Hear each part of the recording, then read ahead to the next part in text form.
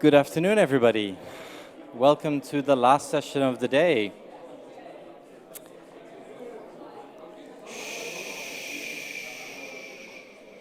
Wow, this works excellently.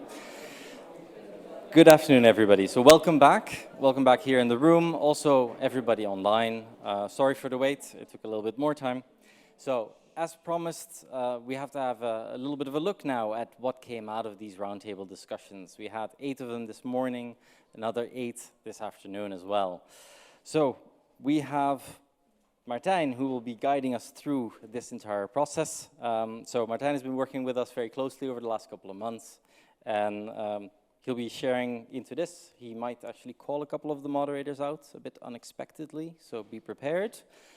Martijn, join us. Thank you, Stefan. Hello, everyone. I think it was a couple of weeks back that Stefan on the call said to me, like, do you want to be the guy that's going to keep the whole room from a long weekend with sunshine and drinks? I said, yeah, sure. I mean, somebody got to do it. I want to take you through a bit of the takeaways, because the second question was not only can you keep the people from their drinks and their weekend, but the second question was also, can you help us summarize 16 roundtables?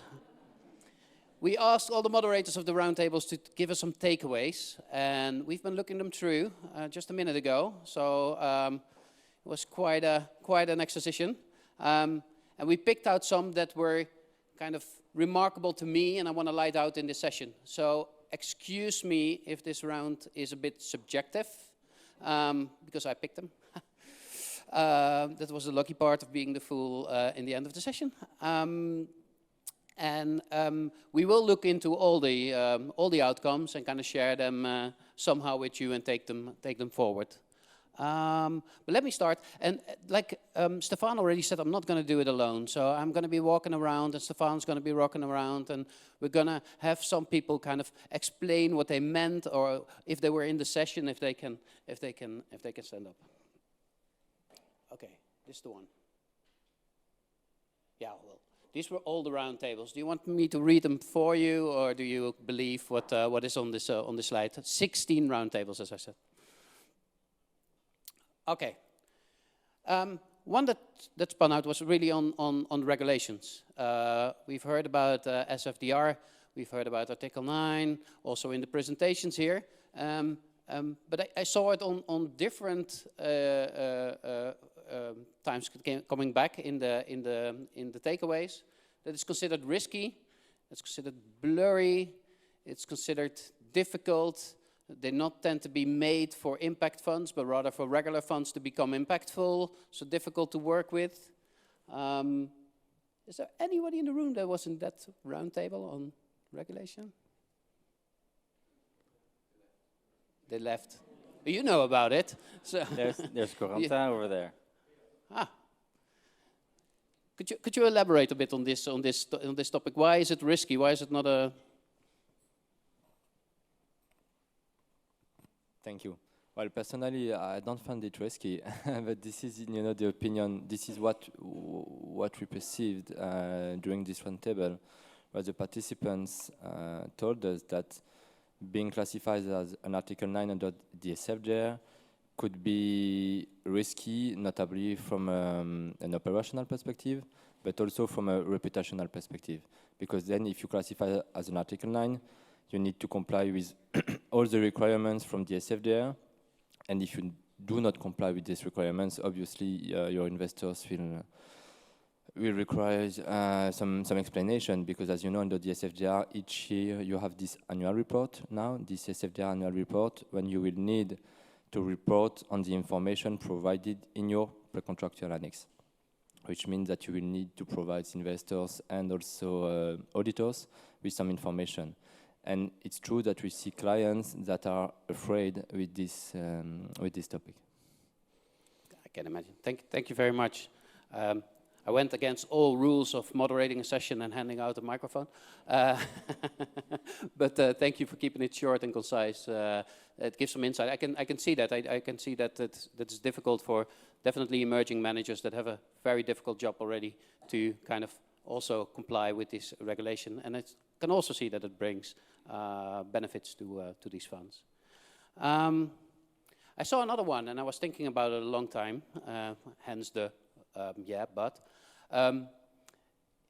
Because on the one hand, it's a bit of an open door maybe, but it's like individual managers are better off fundraising in the private market rather than with institutions.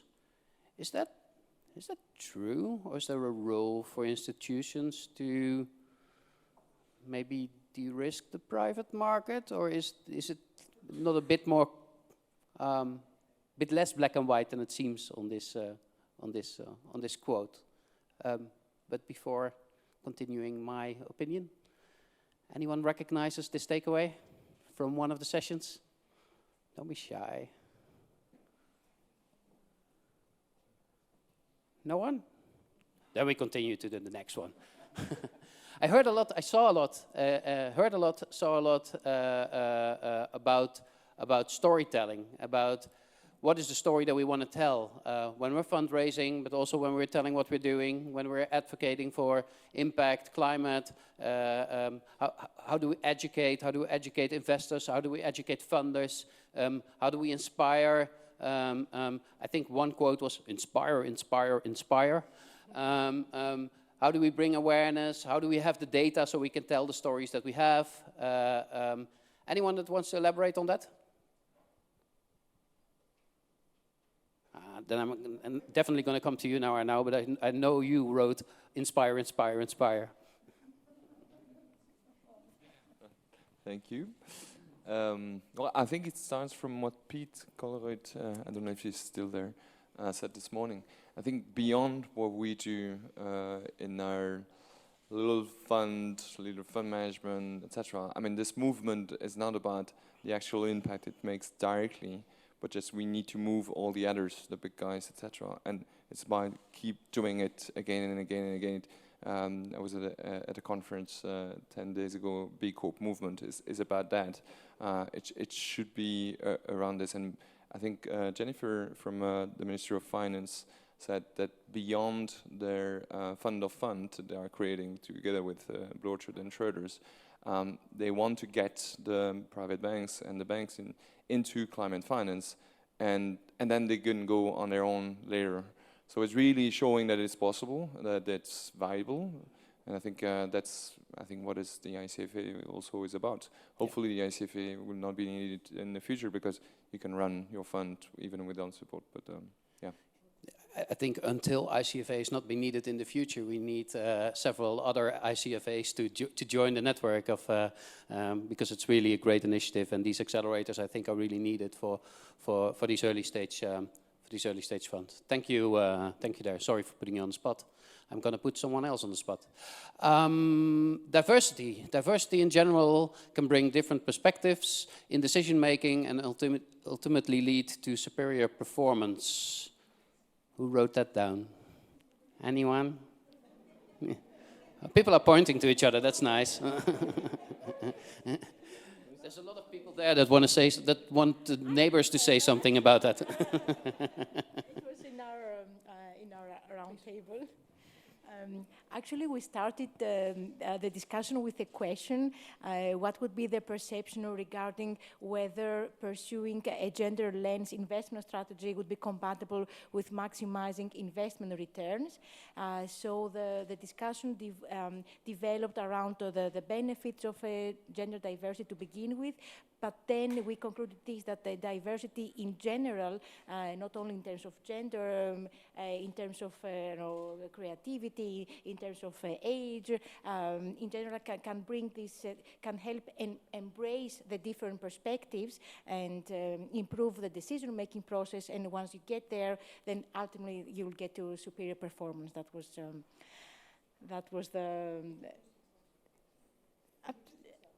Okay. Yes, I work at the research team of the EIF. I'm Antonia Bozzari, and actually this This question was posed because we had a similar evidence or let's say questions in our annual surveys that we run among VC and private equity fund managers, and the idea was to tease the roundtable participants with some survey-based evidence. Super, thank you. I tend to agree, and then you go to the next story. You actually go back to the previous takeaway, right? So now is it about storytelling and telling this forward and breaking this forward. Thank you very much. Which I've heard in the session that I attended myself with my colleague at EVPA, Gianluca, in the morning, but what I also saw in some of the other sessions came by was that social and climate indicators need to come bottom up. In the session in the morning, it was more about you need to include the communities you're working with in whatever you're trying to do, and not try to impose climate smart possibilities on these that's necessary to kind of make it work. Bottom up indicators. Anyone? No one that is familiar with. No? No, we did choose them from a list from like 16 times 5 takeaways, so there's some distilling going on, but we don't guarantee that the moderators just thought something up. But I see someone button up. Yes, very good, John.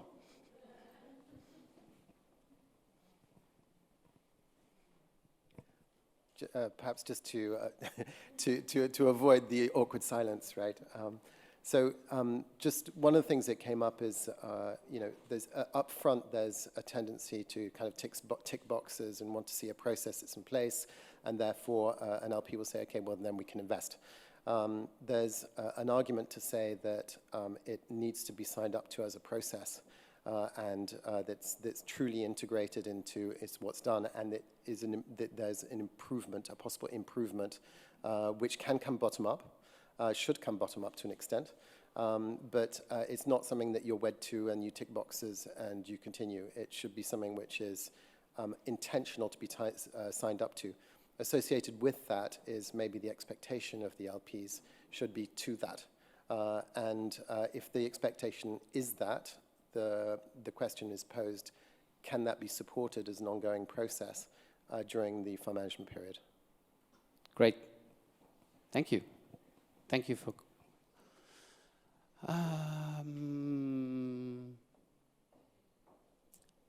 Start small, think big. When there's an impact... Oh, someone's pointing. People are pointing at each other. I like that. Who are you pointing to?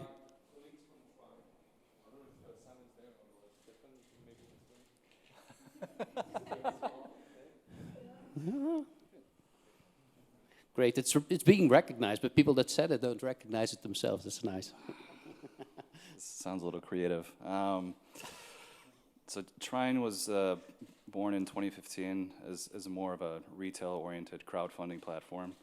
And we eventually reached 13,000 investors. And we've kind of moved up the chain of borrowers that we lend to. And now our backlog is so big that we can't actually fund it. So we're here to start a fund. And maybe that's what you meant? I think what he meant, Simon said, start with 20 investors, and then the 200, and then the 2,000. You don't need to start very big, but you need to have the technology and the way to use the structure of business model to do that. Yes, so Trine is technically registered as a payments company, so we have a very robust back end, a whole IT team. So it doesn't matter if someone invests 25 euros or 25,000 euros. The processes are basically still the same. So making the tech work can reduce the cost significantly, essentially. Yeah. Thanks. Thank you. I think it's really good. Oh no. I thought there was somebody else going to say something, but it was Stefan taking his mic back. No, I think it's very good. Get started and build from there. This was one that I heard and I saw back in several of the takeaways. So sometimes you have takeaways that kind of are on multiple sheets, multiple roundtables. This was one of them. That impact impact represents risk mitigation and investor value in itself. Definitely on the long term. If we don't impact invest, we have a problem. So it's often considered as something that delivers bigger risks, but on the long term, it's also a risk not to impact invest. Anyone familiar with this sentence? I'm looking at someone because I know that you... I'm coming. I think you named it, right? Yeah, so I think there was discussion about the trend that ESG is now widely considered a risk mitigation strategy. But if we look at like what impact brings, that it's about value creation, also like the storytelling part, but also it's about the risk mitigation. And I think we are just not naming it just yet, but that's at the core. Good call. Thank you very much. Now, these numbers seems to suggest that we put them in an order, that we really measured them and see what was mentioned the most or anything like that, but they are actually just in a relatively independent order. They were just ones that we saw a lot and ones that I liked and wanted to discuss in this group. But the last three were a bit more, I think, more dominating. They might be a bit overlapping or relating to these ones. But these are three that we want to continue working on with you. So we put a bit in a different box. How, I will tell later. So, fundraising. I think it was in the last round. There was a round about resilient fundraising, and what I saw on that, what I saw coming back on there was kind of fundraising is also a very time-consuming effort, as most of you know. So it would be good to kind of know who to reach out to and who you do reach out to, but also good to know who you don't reach out to. And is that knowledge available? Is that around? And I think I was told this was a remark by Piotr. Yes.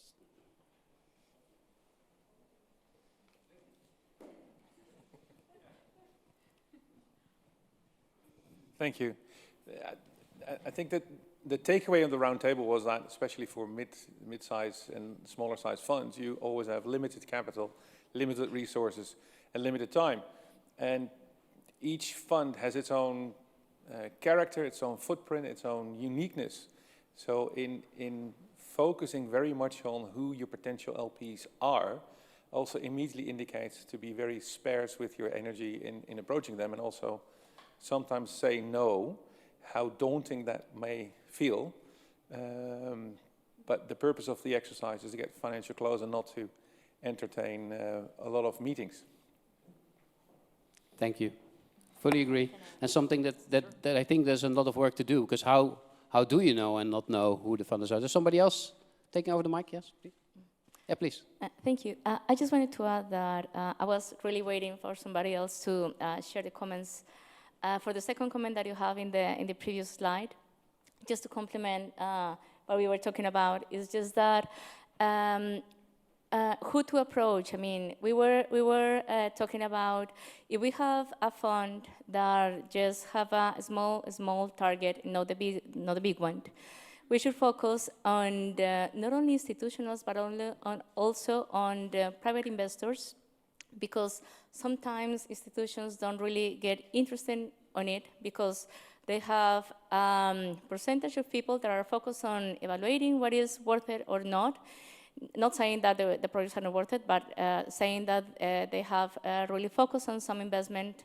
So that's what we said, and we conclude that sometimes we as fund managers should really be focused on those that are really the ones that are going to be putting attention on what we are trying to propose, and which are this target of leads that are really the ones that are going to be eligible also for us, because we are also, I mean,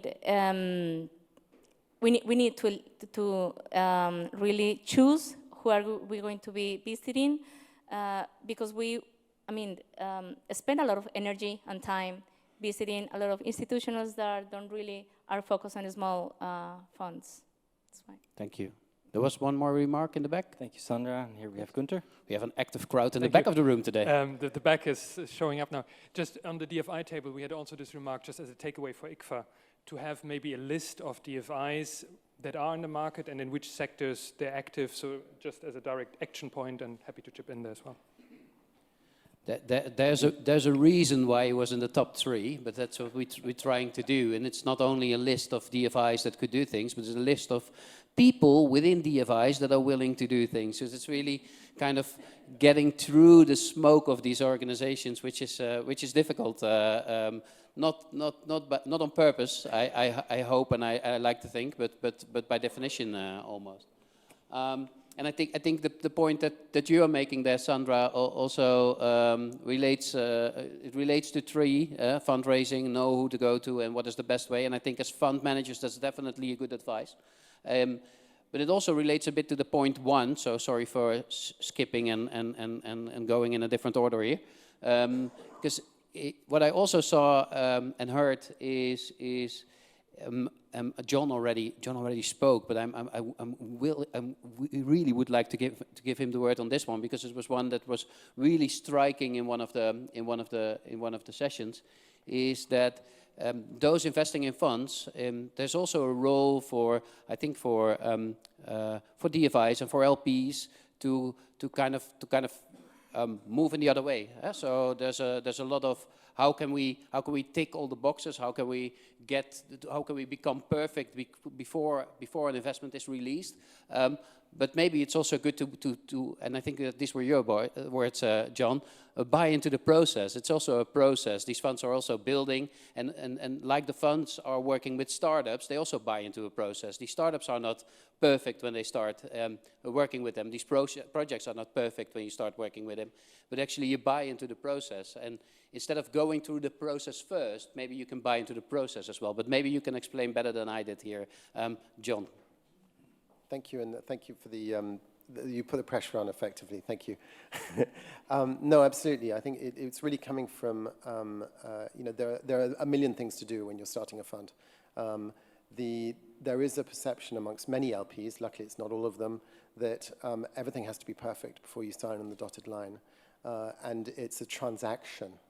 And that's also one of the reasons why LPs invest in funds, because they're outsourcing the process. But everyone wants the returns of a first-time manager, but they don't want to actually be involved in the process of actually building the fund. So very much like in venture capital or private equity, you actually work with investees. LPs, in terms of investing in funds, why could there not be some kind of mechanism where they buy into the fact that they are going to be working with the managers to improve? Why is that interesting? It's because actually a lot of what we do as managers are, it ends up being a process and it's quite transactional in what we're doing. But actually it would be interesting if we could be working on improvement in the process, ongoing. But we would need support in order to do that, because that's something which also takes time and resource. And so there is something to be said for engaging between the LPs and the managers to behave very much like managers behave with investees, especially with first-time funds. Yes, thank you very much. Oh, applause. Very nice. Thank you.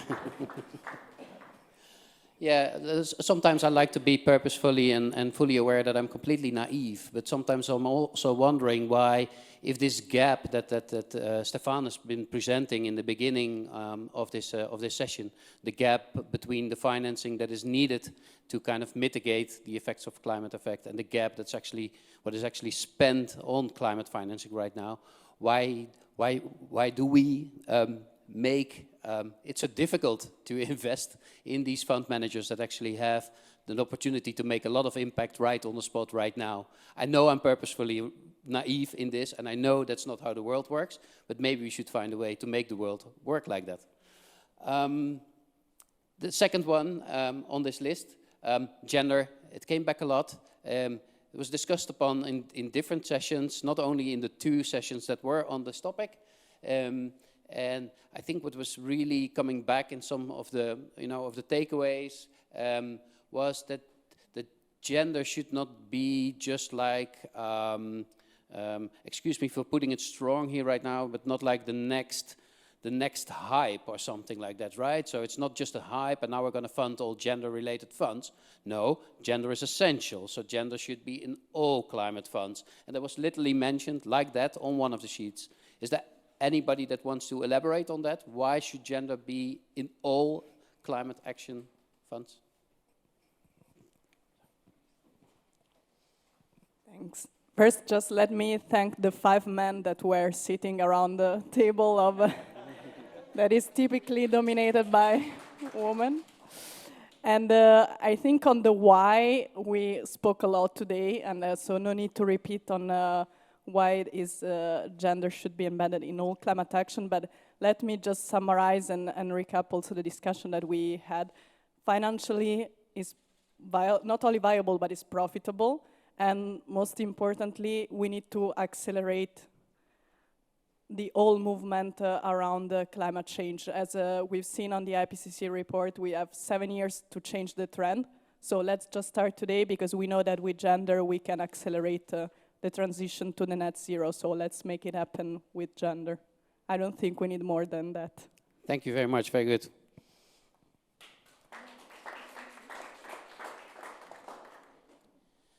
Like I said, these 3 points we put on purpose. So the other ones were just as interesting, but these 3 points we put on here on purpose because we have spent a long day. I know you want to go to the drinks. I know you want to go to the weekend. We spent a long day discussing the topic of climate finance. But we also saw that there was still a gap, already referred upon, that action is needed. There was even a roundtable session on getting from reacting to acting. So let's get into the action mode after this session and work together towards kind of solving some of these big challenges that are there. And these are the main ones that we want to refer on when we say that. We actually are kind of seeing if we can set up communities of practice. And communities of practice is like gatherings where investors funding climate finance get together and get together on certain topics on which they can work together and can take it to a next step. This is not another talk. This is really a place where investors can walk the talk and kind of work together. So what we are doing right now is to see if we can set up this community of practice specifically aimed at emerging fund managers, funding emerging fund managers, and kind of including thematics into there like gender, inclusiveness, and these kind of things, and really work together to really make it happen in the funds that we're working with. So what we're currently doing is seeing if we can identify all the opportunities where we can find the most traction and where we can get things running. These community of practices are not just about the talk, so they need to be action-oriented. Where can we really make a difference? Where we can actually make an action, where we can co-invest.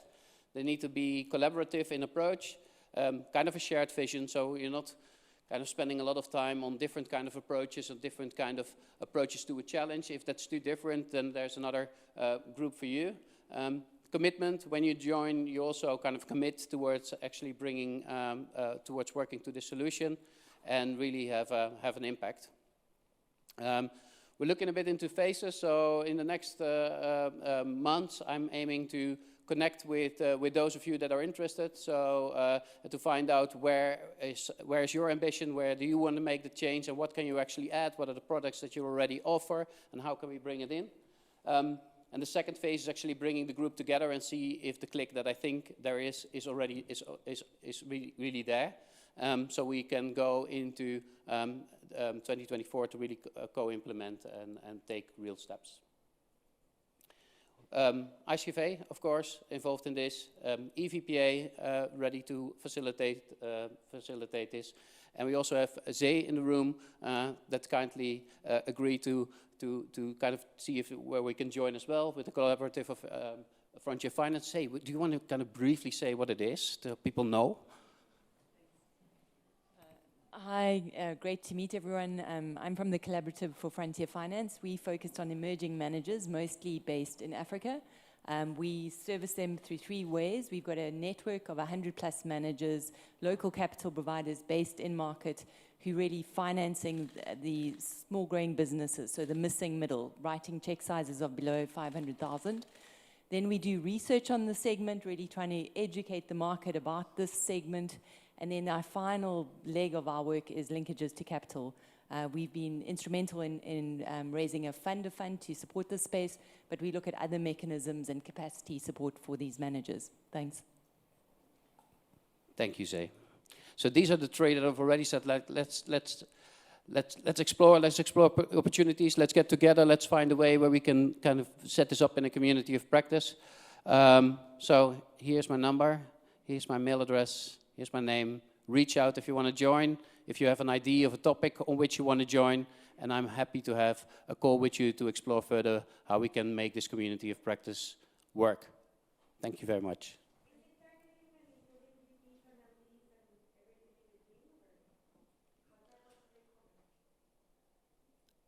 That depends on how we will, what will the topic be of this. So if you're interested to join on any of the topics that we've just been discussing, let me know, and then we're interested in everybody to join, but depending on, so if the topic is going to be funding in emerging funds and how to make that easier and more transparent,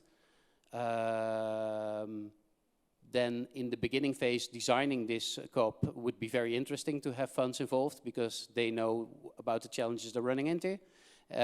While running it, it will probably be talking about the funds, so then it will be different. So, but let's discuss. If you're interested, please join. Stefan. Thank you, Martijn.